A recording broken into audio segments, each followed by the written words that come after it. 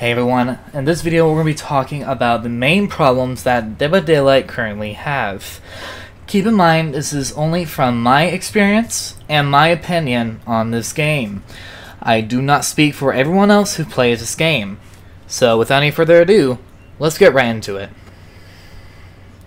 While I was planning on making this video, making a list of problems, I noticed there were some problems that wasn't on the list from me or any other YouTubers. While researching, I noticed there were some problems that wasn't addressed. Examples would be this: bad developers. Let me see what else I have. Decision makings. Let me see. Just some small problems that was not added from me or from any other devs that, or the YouTubers, excuse me, that were making like any discussions, like Mr. Gims and Scott Jin. However, there are things I want to separate from the problems. There's main problems, which is like probably the biggest problems that this game has, and then we have like gameplay issues, and then small problems. So let's work our way from the biggest problems all the way down to the small problems. So the main problems that we have is bad developers. Behavior is known to be the best, most transparent and good at making decision makings, right? Well, what if I told you they're not? While the devs are good and they've proved that they can make the game good by adding new mechanics to the game. For instance, endgame collapse, change the perks into a diamond shape, some balancing gameplay, no more vacuum palettes since like the clown came out, adding the blindness settings, and so on. But there are many problems with the game that people have already been talking about for a long time. Blindness settings, for example, has been talked about and has been asked from the devs, which was around 2016. I don't know this person's name. I remember watching a video from Space Coconut that a person has asked the devs about adding the blindness settings. So it's been mentioned, and with it, the devs have in fact replied to it and said they weren't going to add it until now. And in fact, when the community actually stands up together and talks back at the devs immediately make changes. For instance, the Halloween cosmetics was originally going to be free for everyone for only one set of characters. However, and then they changed it to 2 since, you know, we as a community, we were begging for it and complaining about it. And to wrap this up, the devs are money grabbers and are probably cocky about it. Binding of Kin, All Kill, and Resident Evil have been bad, if not probably the worst chapters for Dead by Daylight. The All Kill is kind of questionable though. But Binding of Kin was left with many bugs that I've personally ever seen. Some of the killer's powers wasn't able to be used, like Legion and Hillbilly. Some pallets could not be broke and could not hook survivors. During that time, I don't know if any survivors had any issues with this chapter because I didn't really play much of DVD during that time until the problems were now resolved. Continuing with the problems during that chapter, 5 out of 6 perks were not working, and I think that's all I can remember. But I do know there was a lot of bugs, though, I can tell you that for sure. All Kill was pretty much a bug-free chapter, but came out with a god-awful killer, and was probably one of, like, known as the worst killers in the game. Except for maybe, like, Dowsy, because, you know, he put, like, many hours onto the Trickster, which, good for him. And when he came out, the devs did nothing to change him, to make him better, until now. And then, Resident Evil, which I can personally say is probably the worst chapter than Binding of Kin. Resident Evil came out with a big disappointment. For late-gen consoles like PS4 and Xbox One, there were lag spikes and frame rates that will happen in 24/7, and it is still happening to this day, just not as often as it used to be. It just happens like, for example, when I play Death Slinger, I aim, frame rate, bam, spiders behind an object that I cannot shoot because of the lag. Alright. No new map, which didn't come out until a month later, I believe, after the chapter. And many of the fans of Resident Evil would just not play the game because they've experienced how difficult it actually was. If some of them were playing Xbox One and PS4, they know for a fact that they weren't going to have a good game. And so many of the fans just left and did not really care playing the game. Some probably have stayed, and for me, I cannot prove that they have left, other than a video that I've heard about. Alright.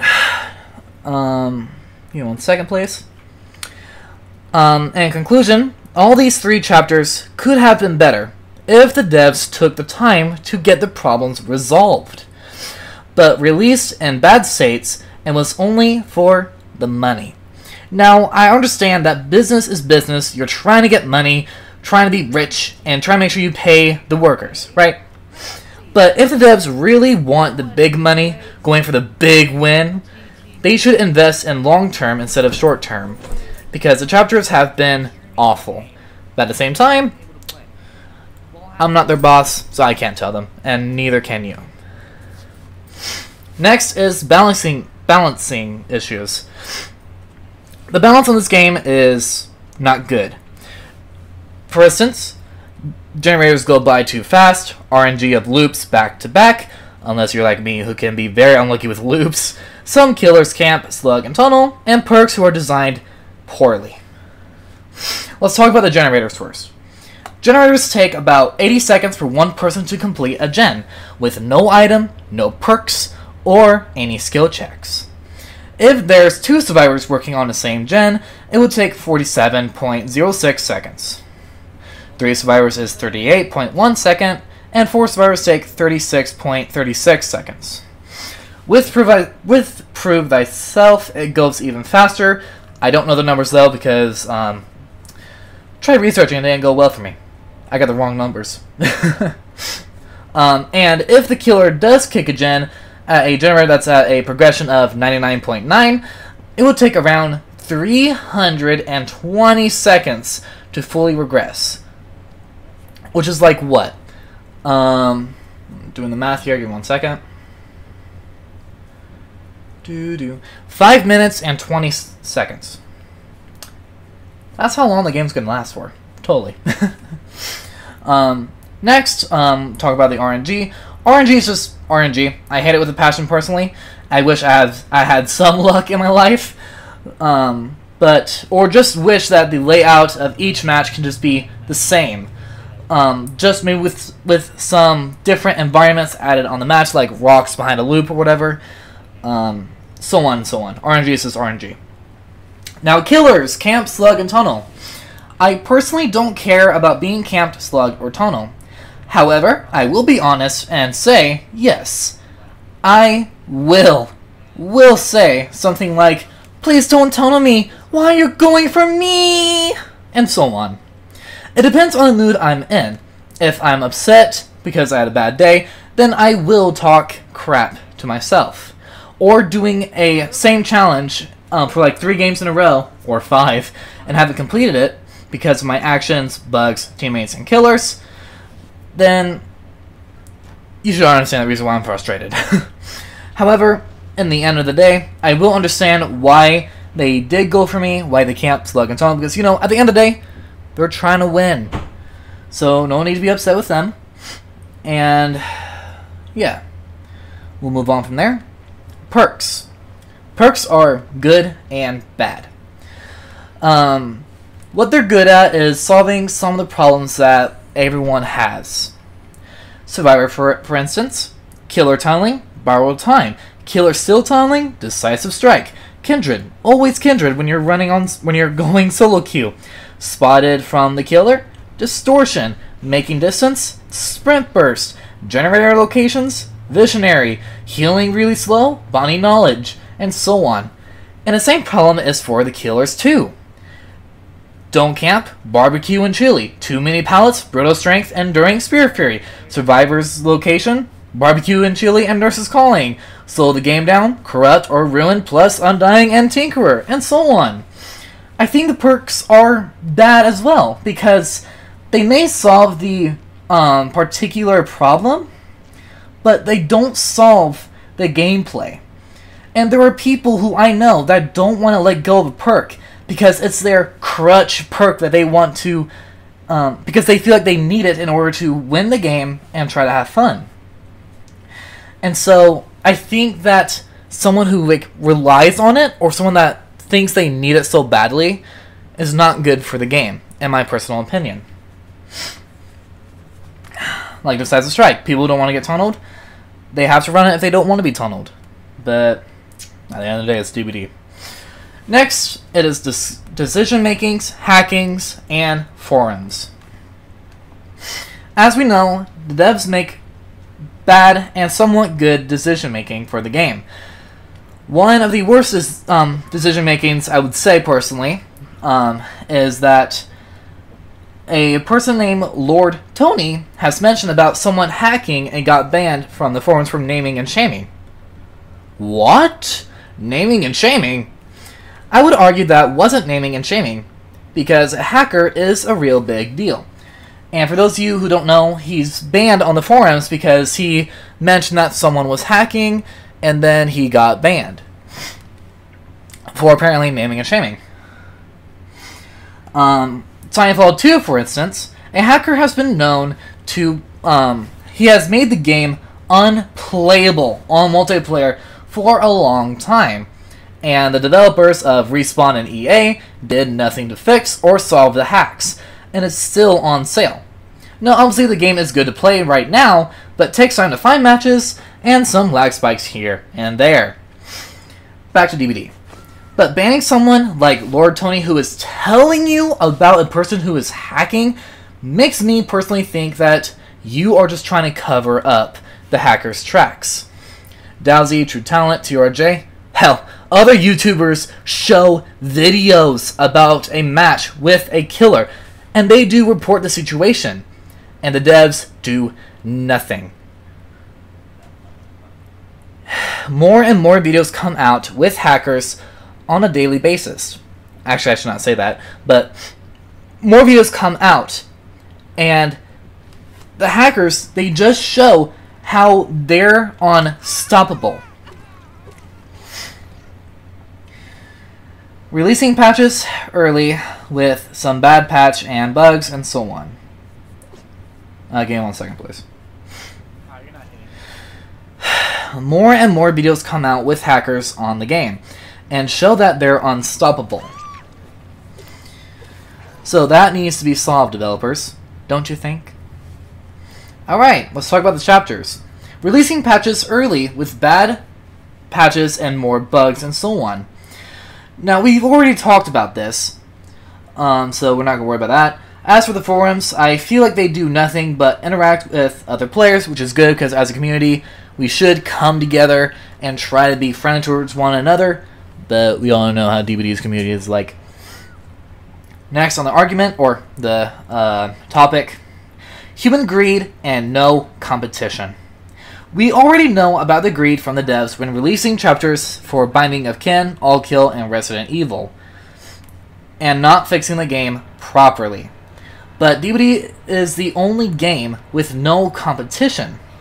Some games tried to compare it with DVD, but failed. Friday the 13th, Last Year Nightmare, White Noise, Home Sweet Home, so on and so on. They have potential, but fail with personal stuff that I will not mention. And with no competition, the devs know that players are going to want to play this game because this is like the only part of the game that's like this. No other games like DVD. And so that's why they're able to do it with no competition. And it sucks. Next is the grind. Oh boy. The grind is not the best. And it's awful, I would say. We can agree on that, yeah? That's why many killers run barbecue and chili, survivors run we're gonna live forever, but without the perks and offerings, you can get at least 32k blood points in each match. Yes? No. You can get 32k blood points, but that's very rare for survivors and killers. Survivors will have to do all the actions to reach the max category. Repairing number of generators, healing, unhooking, being chased, and escaping. And as for the killers, it's just hit, run, kick, kick, kick, and hook 12 survivors, or the hook survivors in the end game for blood points. Not easy for killer as it sounds, and survivor especially. Now imagine this. Imagine you are trying to do a 32k blood point without any perks, or just think how much hell you need to go through in order to achieve that. Let me rephrase that, please. Imagine you're trying to go for a challenge. Your challenge is to reach your 32k blood points without any perks or offerings. Just think how much hell you need to go through in order to achieve that challenge. And if you want to reach the Prestige 3 level 50 on a single character, it will take you around 6.4 million blood points. And with all the perks, it'll take approximately 15.1 million blood points to earn P3 level 50 and having all the perks. Do you think you can achieve that in one day? With no sleep, no restroom, eat, work, spend time with friends and family? No. No, you can't. Unless you get a bloody party streamers every single match with barbecue and chili, survivor pudding, escape cake, offering. Oh, crap, there's no pallet here? And that does not happen because that happens not really often, I would say. Iridescent shards. They're a meh, to be honest. They take long to earn, and it's only adding by how many matches you've played. Me personally, I normally get around 600 through 900 shards per day. If I play DVD, which sometimes I have not. Point is, the grind is ridiculous and needs some attention. So the devs should make the iridescent shards kind of easier to earn, just a little bit, maybe add some challenges for the iridescent shards, and kill some of the blood points. I've known that the ranking system, you're gonna get like 250k blood points from each from the end of the month, so that's pretty good. So that's in the right direction, but I really hope that it does solve the problem. All right, we're done with the biggest problems, in my opinion. Let's now talk about the gameplay. Unbalanced maps. Some maps are good, and some maps are bad. Mother's Dwelling and Raccoon City Police Department is one, if not the biggest maps in DBD. Dead Dog Saloon is probably one of the smallest maps in Dead by Daylight. However, when I was researching on Google, they say it was on Midwich Elementary, which I disagree. Meh, I don't really care. I have my opinions. I think that some maps need to be touched on so that it's balanced. Make it a freaking medium-sized map that's not so easy to 3-gen or hard to protect any generators. Okay, now here's one of the topics I know I'm going to get hate from many players. Survivors have control of the match. You heard me say that. They have control of the match from start to finish. Don't believe me? Well, let me convince you. You're the killer, and you're a good kill... No, wait. Not good. The best killer in Dead by Daylight. The unstoppable in public matches. And you got a single match for the first time going against legendary survivors in Dead by Daylight. Yeah, you lost a round already. Anyway, good survivors will loop for a long time, and smart survivors will do gens separately. You may argue that killer can actually control the game. Yes, you are right. But what if I told you that the survivors gave the killer that control.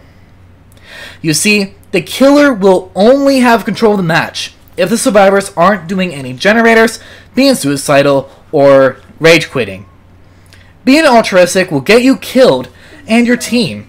If you decide not to work on any generators, DCing in the game, which does nothing good for your teammates and gives killers more advantage, unless they're bad, of course.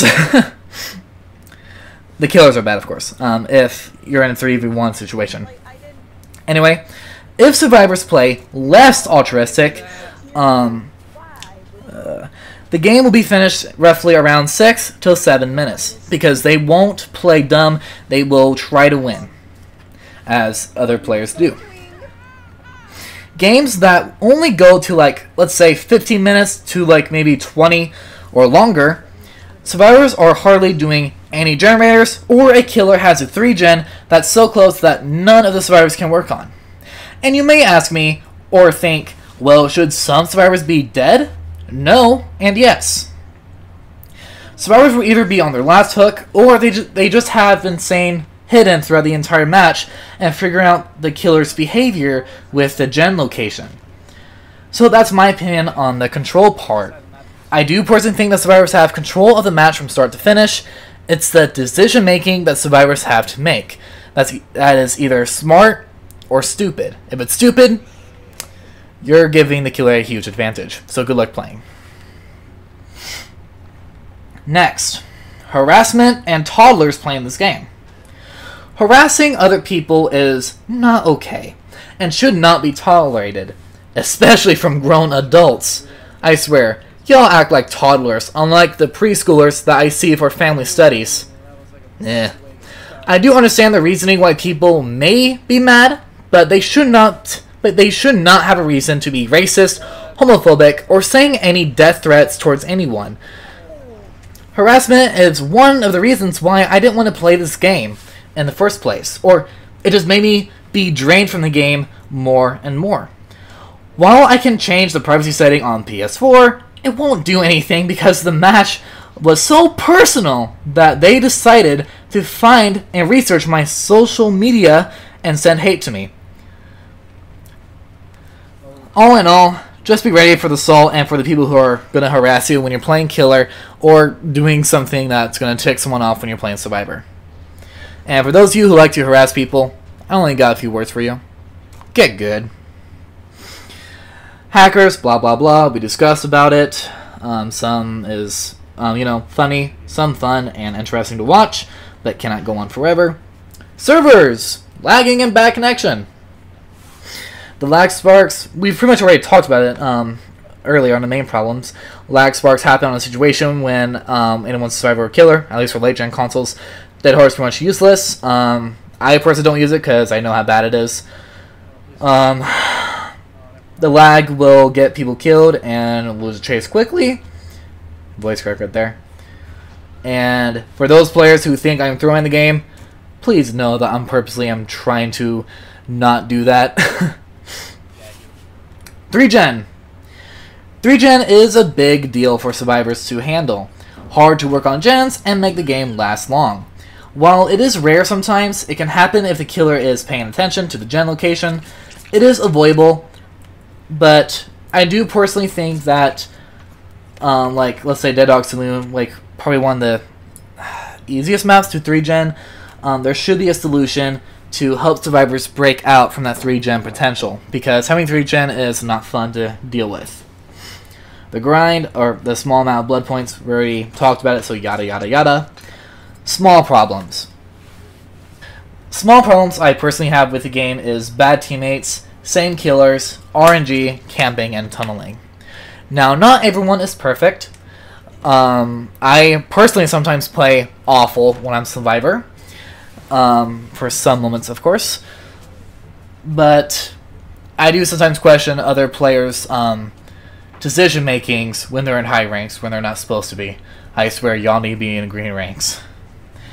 Same killers in the high ranks. I mostly go against Deathslinger, Hag, Blight, Nurse, sometimes Spirit, and Legion.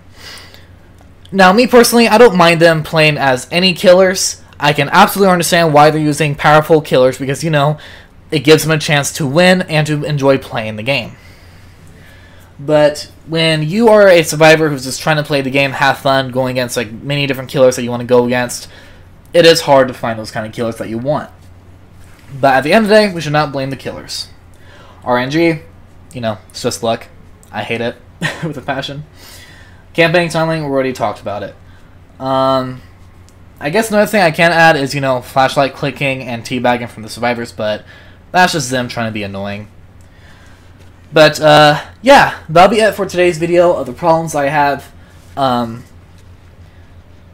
What I want to try and do for this video is to try to show you guys, or have you guys, the viewers / players, to write down a comment below and ask me your guys' opinions. Do you agree with my list of the problems, or do you disagree?